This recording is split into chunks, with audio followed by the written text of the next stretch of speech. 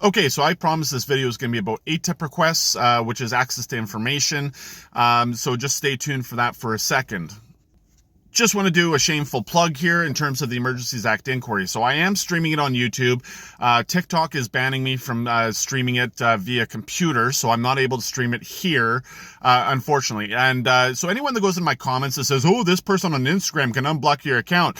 Yeah, no, that is a scam. Please don't comment. I do delete those comments, or I call them out as scammers, because that's what you are. So anyways, I am streaming it right now on my YouTube, and you can go check it out there. Right now, the convoy organizers and people involved with the convoy or other types of organizers are testifying, and it's been quite interesting so far to hear the other side of how everything started and how everything happened going into Ottawa.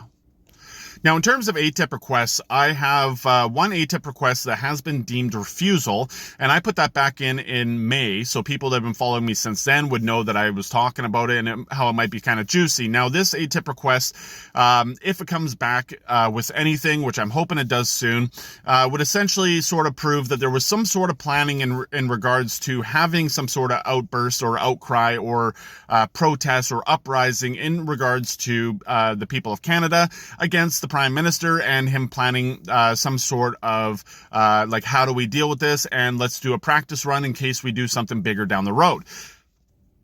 Now, that's just a conspiracy theory, but I got the idea, so I figured I'd put through the ATIP request, and so I'm hoping I get that back. The investigator is still looking into it, and Privy Council office has not responded with it. In an effort to get answers on that, I went and I put through another ATIP request, expanding the time frame and expanding some of the keyword searches and some of the names that I put in it.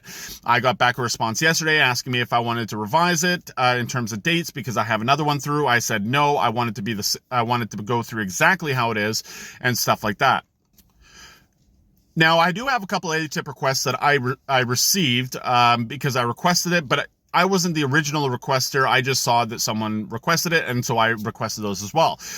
One of them has to do with British Columbia hospitals being under capacity in terms of hospital beds and ICU, and the other one has to do with threats towards MPs and other government officials. And I will be making a video on YouTube at some point here in between the commission meetings and stuff like that, and so you can go check out my YouTube and subscribe there to be able to check out those videos, me doing an overview. I have talked about them on TikTok here, but I'm going to do a more in-depth version showing the actual documents on YouTube.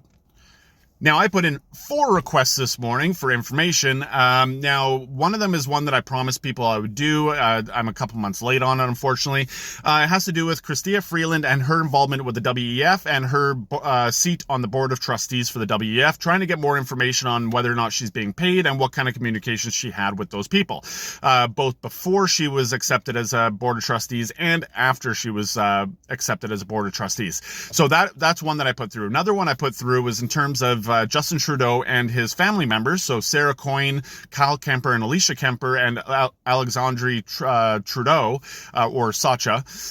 So I put through that to find out about any communications with their business dealings in terms of the companies that Trudeau has interest in, and also the companies that his family has interest in, to see if there's any communications in terms of securities or purchases or anything like that. So I put that through as well.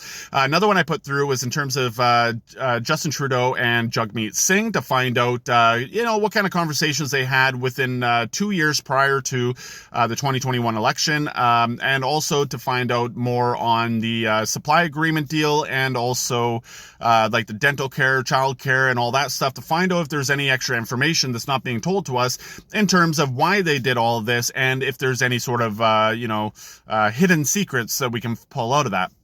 Now, the fourth one has to do with the claim that the Trudeau Foundation owned 40% of Acuitas, which does the lipid nanoparticles for the vaccine. Now, that was something that went out, and I'm going to tell you, the Trudeau Foundation, I'm pretty sure, has nothing to do with it. And if it does, Trudeau himself has nothing to do with it. Now, Sarah Coyne does, which is his sister or half-sister, but he doesn't personally have anything to do with the Trudeau Foundation, as that is, he stepped away from that mid-2000s kind of thing. So the one I put through was to talk about his companies, the person who's managing his company, and any sort of purchases, assets, securities, or anything that they purchased in the last couple of years to see if there's anything going on, because Trudeau should not be having any conversations with Joel Carrier, who is the person, the only board member of his company, which is a numbered company, Canada Incorporated. So anyways, those are the ATIP requests I put through.